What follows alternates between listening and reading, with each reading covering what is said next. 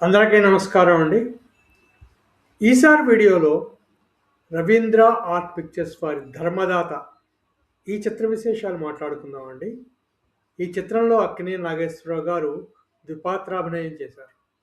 మే 7, 1970న విడుదలైన ఈ చిత్రం విడుదలై నేటికి 56 సంవత్సరాలు పూర్తి చేసుకుంటోందన్నమాట. ఈ చిత్రం 'ఎంగ ఊర్ రాజా' అనే తమిళ చిత్రం ఆధారంగా రీమేక్ చేశారు. 'ఎంగవూరు రాజా' అనే చిత్రం 1968లో వచ్చింది. ఆ చిత్రంలో శివాజీ గణేషన్ గారు నటించారు. ఆ చిత్రానికి రీమేక్‌గా వచ్చిన చిత్రమే 'ధర్మదాత'. కథానాయికలుగా షౌకార్ జానకి, కాంచనలు కనిపిస్తారు.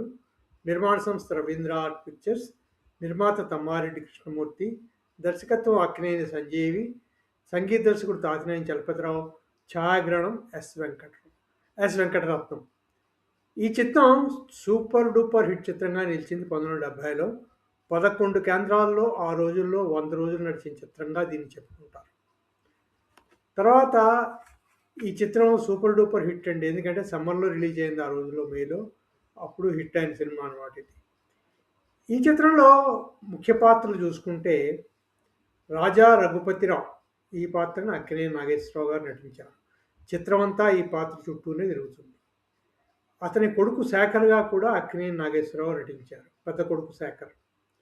అతని భార్య సుశీల్‌గా షౌకార్ జానకి గారు గెస్ట్ రోల్‌లో కనిపిస్తారు.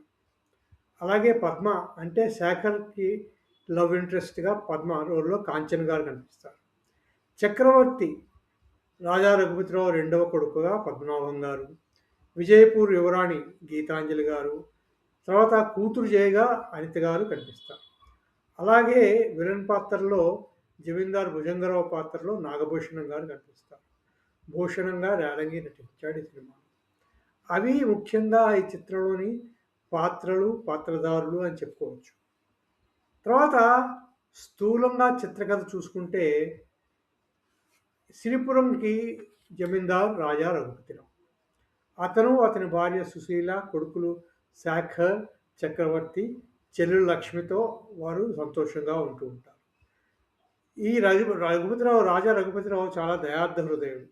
దాన ధర్మాలు చాలా ఎక్కువగా చేస్తూ ఉంటాడు. అంచేత ఆయన చేతిలో ఎప్పుడూ కూడా డబ్బులు ఆడడం చాలా కష్టంగా ఉండేది. అలాంటి సమయంలో పక్క ఊరి భోగేశ్వరం జమీందారు అయిన భుజంగరావు ఈ సిరిపురం మీద కన్ను వేస్తాడు. వీరి ఆస్తుపాస్తుల మీద కన్ను వేస్తాడు. అతను తన కొడుక్కి రాజా రఘుపతిరావు చెల్లెలు లక్ష్మితో వివాహం కుదురుస్తాడనమాట. ఆ వివాహం సమయంలో అనుకున్న అనుకున్న డౌరీ ఇవ్వలేకపోతాడు రాజా రఘుపతిరావు. ఎందుకంటే ఆయన దాన ధర్మాలు ఎక్కువగా చేస్తూ ఉంటాడు కదా, అందువల్ల. ఆ సమయంలో జమీందారు భుజంగరావు అతనికి తన ఇల్లు కుదువబెట్టమని చెప్తాడు. అలా సిరిపురం కోటను కుదువ పెడతాడు రాజా రఘుపతిరావు. ఆ సమయంలో అతని కండువాని లాగి పడతాడు జమీందారు భుజంగరావు. అప్పుడు రాజా రఘుపతిరావు అంటాడు, మళ్ళీ ఈ కండువా నీ చేత వేయించుకొని నువ్వే నా కాడు పట్టుకుంటావని అని శపథం చేస్తాడనమాట. అలా ఉండగా సుశీల ఒక చిన్నపిల్లని కూతుర్ని కని చనిపోతుంది అనమాట. అంటే భార్య. అప్పుడు తన పిల్లలిద్దరిని చిన్నపిల్లని తీసుకొని పట్నం వచ్చేస్తాడు రాజా రఘుపతిరావు. కొన్నాళ్ళు గడిచిన తర్వాత మళ్ళీ రాజా రఘుపతిరావు ఎలాగా తన పగ తీర్చుకున్నాడు భుజంగరావు మీద అన్నది మిగిలిన చిత్రకథ అనమాట.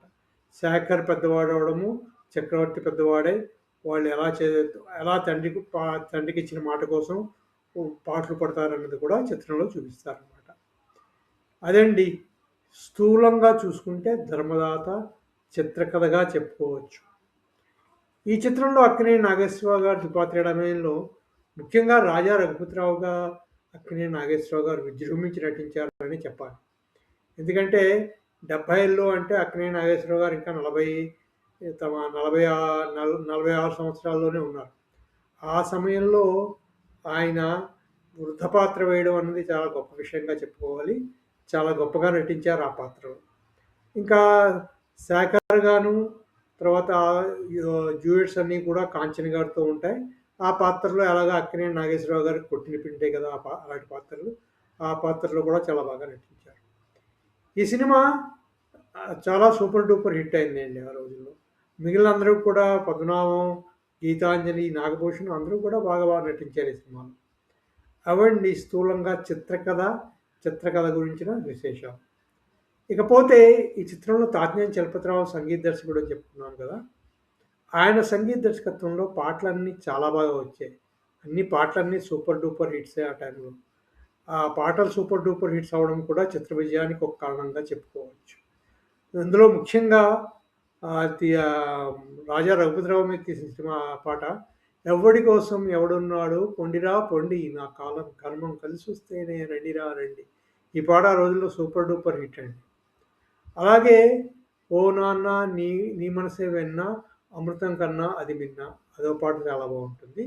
తర్వాత 2 డ్యూయెట్స్ అక్కినేని నాగేశ్వరరావు గారి మీద, కాంచన గారి మీద తీసిన డ్యూయెట్స్ 'చిన్నారి బుల్లెమ్మ సిగ్గెందుకు లేవమ్మ చన్నీటి స్నానాలు ఎల్లమ్మ' ఈ పాట ఒకటి. తర్వాత 'ఓం పరమేశ్వరి జగదీశ్వరి రాజేశ్వరి కాళేశ్వరి' ఈ పాట ఒకటి. 2 పాటలు కూడా చాలా చాలా బావుంటాయి. ఈ పాటలు ఈ సినిమాలో కలర్‌లో తీశారండి. అది కూడా విశేషం ఆ రోజుల్లో. ఎందుకంటే అప్పుడు పార్ట్లీ కలర్ తీయడం అలవాటు. 66, 67 నుంచి ఓ 70, 71 వరకు మధ్యలో కొన్ని సినిమాల్లో పార్ట్లీ కలర్ అని పాటల మట్టుకు కలర్‌లో తీసి చూపించేవాడనమాట. అవండి పాటలు చూసుకుంటే ఈ సినిమాలోని. అన్నీ కూడా చాలా బావుంటాయి. తర్వాత ఇంకో పాట ఉంటుంది. 'ఎవరు నీవారు కారు ఎవరు నీ తోడు రారు' అనే పాట. అది కూడా చాలా బావుంటుంది. అవండి పాటలు. ఘంటసాల గారు, సుశీల గారు ముఖ్యంగా పాటలన్నీ పాడారు. అది చూసుకుంటే పాటల విశేషాలు. అలా అక్కినేని నాగేశ్వరరావు గారు ద్విపాత్రాభినయంతో వచ్చిన తమిళ రీమేక్ తమిళ రీ తమిళ తమిళ ఎంగవూరు రాజాకి రీమేక్ అయిన ధర్మదాత చిత్రం అక్కినేని నాగేశ్వరరావు గారి సినిమాటోగ్రఫీలో ఒక విజయవంతమైన చిత్రంగా నిలిచింది. అంటే సూపర్ హిట్ చిత్రంగా నిలిచింది. 1970లో అక్కినేని నాగేశ్వరరావు గారికి వచ్చిన సూపర్ హిట్ చిత్రంగా కూడా ధర్మదాతని చెప్పుకోవాలి. అవండి ధర్మదాత గురించి మాట్లాడుకున్న కొన్ని విశేషాలు. మళ్ళీ ఇంకో సినిమాతో మరో వీడియోలో కలుసుకుందాం. ఈ వీడియో మీకు నచ్చితే సబ్స్క్రైబ్ చేయండి, షేర్ చేయండి, లైక్ చేయండి. మీ కామెంట్స్ ఈ చిత్రం గురించి కామెంట్స్ బాక్స్‌లో పెట్టండి. మళ్ళీ మరో వీడియోలో కలుసుకుందాము. అంతవరకు సెలవు. Thank you very much.